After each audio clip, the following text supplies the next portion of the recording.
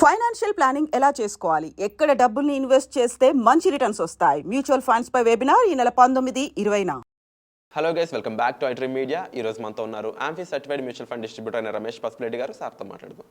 నమస్కారం సార్. నమస్తే sir, SIP అనే ఈ ప్లానింగ్ ఏదైతే ఉందో దాని ద్వారా చాలామంది మంచి ఎర్నింగ్స్ అనేది చూస్తూ ఉన్నారు. మరోపక్క గోల్డ్ అనేది కూడా హిస్టారికల్గా చూసినప్పుడు మంచి రిటర్న్స్ ఇచ్చాయి అనేదే ఫైనాన్షియల్ అడ్వైజర్స్ అందరి మాట కూడా. కానీ ఈ రెండిట్లో కాంపిటీషన్ అనేది అంత ఈజీగా ఎవరు దీన్ని కంపేర్ చేసి మాట్లాడరు. బట్ రెండింటిని కంపేర్ చేసి చూసినప్పుడు దేని సిచ్యువేషన్, దేని పర్ఫార్మెన్స్ ఏ విధంగా ఉందంటారు? డెఫినెట్గా అండి. గోల్డ్ చూస్తే లాస్ట్ 2 ఇయర్స్లో బాగా పెరిగింది. 2 ఇయర్స్ బ్యాక్ 50,000 గోల్డ్, ఇవాళ 80,000 గోల్డ్ 10 grams. సో లాస్ట్ 2 ఇయర్స్లో బాగా పెరిగింది. సో అందులో ఇన్వెస్ట్ చేయొచ్చా అంటే చేయొచ్చు కొంత భాగం. కానీ గత 10 ఏళ్ళకి చూద్దాం. 10 ఏళ్ళకి చూస్తే ఓవరాల్గా 5.9% సిఏజిఆర్ ఇచ్చింది. అంటే కాంపౌండెడ్ యాన్యువల్ గ్రోత్ రిటర్న్ 5.9% వచ్చింది. సో ఇది ట్యాక్స్ ఫ్రీ అంటే ఇది మళ్ళీ ట్యాక్స్ ఫ్రీ కూడా కాదు. మళ్ళీ దీని మీద మళ్ళీ క్యాపిటల్ గెయిన్ ట్యాక్స్ ఉంది, 12.5% ట్యాక్స్ కట్టాలి. సో లాంగ్ టర్మ్లో అదే 10 ఇయర్స్లో మనం దీన్ని కంపేర్ చేద్దాం, మ్యూచువల్ ఫండ్స్తో కంపేర్ చేద్దాం. మ్యూచువల్ ఫండ్స్ లాస్ట్ 10 ఇయర్స్గా చూస్తే 15% రిటర్న్ వచ్చింది. గోల్డ్ చూస్తే 5.9% వచ్చింది. ఇన్ఫ్లేషన్ చూద్దాం. ఇన్ఫ్లేషన్ ఎంత ఉంది? 6 ఉంది. సో 6 కంటే గోల్డ్ కొంచెం తక్కువే వచ్చింది. అదే మ్యూచువల్ ఫండ్ చూస్తే 15% వచ్చింది. అంటే చాలా ఎక్కువ వచ్చింది. 6% పోయినా కస్టమర్కి 9% నెట్ రిటర్న్ మిగిలింది 15%లో.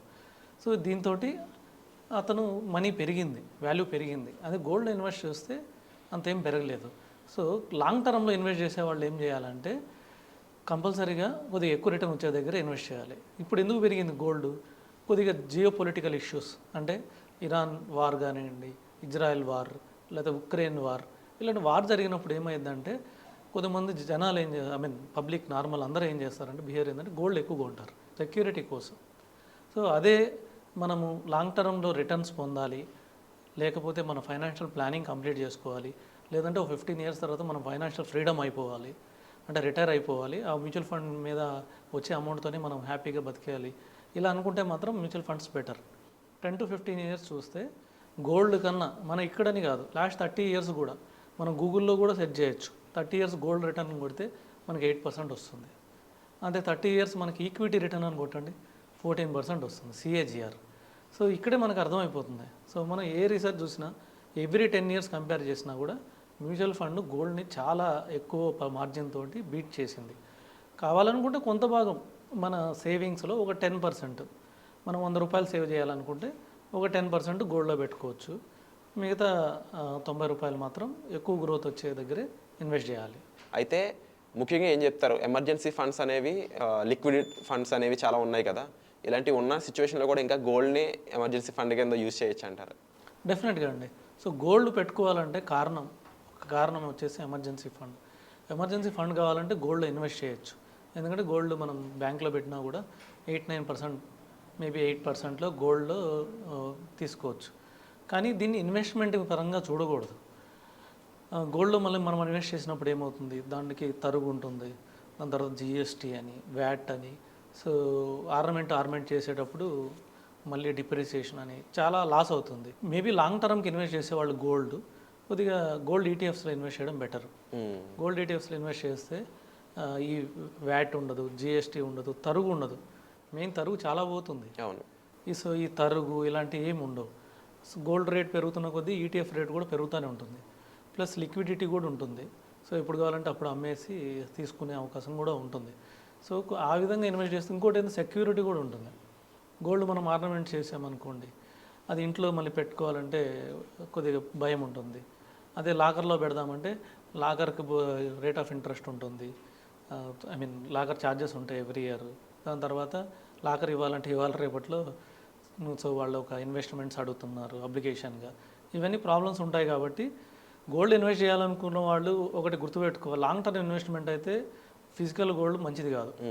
ఓన్లీ షార్ట్ టర్మ్ ఇన్వెస్టర్లు, అది కూడా గోల్డ్ని కొద్దిగా పెట్టి లోన్ తీసుకునే అనుకున్న వాళ్ళు మాత్రమే దాని మీద కాన్సన్ట్రేట్ చేయాలి.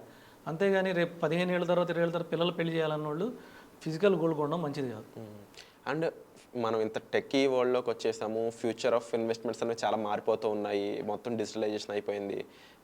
ఎమర్జెన్సీ ఏదైనా సరే ఇన్ ఫ్యూచర్ కూడా త్రో అంటే ఫిజికల్ ఫామ్లో ఏది ఉండదేమో అనే డౌట్ వస్తుందన్నమాట. ముఖ్యంగా కానీ ట్రాన్సాక్షన్స్ కానీ అలాంటి సిచ్యువేషన్స్లో గోల్డ్ అనే దానికంటే దీని మించి లిక్విడ్ ఫండ్స్ అనేవి ఈజీగా మనీ వస్తాయని మీరు చెప్తూ ఉన్నారు కదా.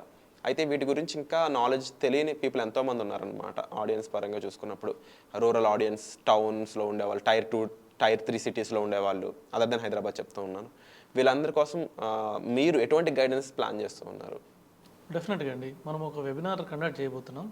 ఇందులో gold, physical gold versus ETF golds, అవి కొనడం ఎలాంటిది, ఇంకోటి వచ్చేసి బ్యాంక్లో మనం ఎఫ్డి పెట్టడం కన్నా లిక్విడ్ ఫండ్స్ ఎలాంటిది, ఎమర్జెన్సీ ఫండ్ మన అకౌంట్లో పెట్టుకునే కన్నా లిక్విడ్ ఫండ్స్లో పెడితే బెటర్ ఏంటి. సో వీటి గురించి క్లియర్గా మనం వాళ్ళకి డిఫరెన్సెస్ ఎక్స్ప్లెయిన్ చేస్తాం. దీనివల్ల వాళ్ళు కొద్దిగా ఎక్స్ట్రా రిటర్న్ సంపాదించవచ్చు. Wonderful sir. సో ముఖ్యంగా గోల్డ్ వర్సెస్ ఎస్ఐపి అనే ఈ కాన్సెప్ట్ మీద మీకు ఏ విధమైన డౌట్స్ ఉన్నా సరే వెంటనే వాటిని మీరు కామెంట్స్లో మెన్షన్ చేయండి. తప్పకుండా వాటిపై మరిన్ని ఎపిసోడ్స్ అనేవి చేస్తూ ఉందాము. అలాగే ఎవరికైనా సరే ఈ ఇన్వెస్ట్మెంట్స్ సంబంధించి మీకున్న సిచ్యువేషన్స్లో ఎలాంటి ఇన్వెస్ట్మెంట్స్ చేయడం బెటర్, ఎలాంటి ఇన్వెస్ట్మెంట్ ద్వారా మంచి రిటర్న్స్ మీరు పొందగలరు, ఇవన్నీ తెలుసుకోవాలనుకున్నట్లయితే రమేష్ పస్ప్లేట్ గారిని డైరెక్ట్గా కలిసి మీరు సలహా అనేది తీసుకోవచ్చు. పర్సనల్ అపాయింట్మెంట్స్ అనేవి ఓపెన్ ఉన్నాయి. సో డిస్ప్లే అవుతున్న నెంబర్స్ కాల్ చేసి పూర్తి వివరాలు అనేవి మీరు తెలుసుకోవచ్చు. Thank you so much.